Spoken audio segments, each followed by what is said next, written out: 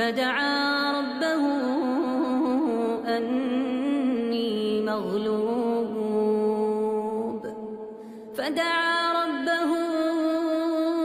أني مغلوب فانتصر. ففتحنا أبواب السماء بماء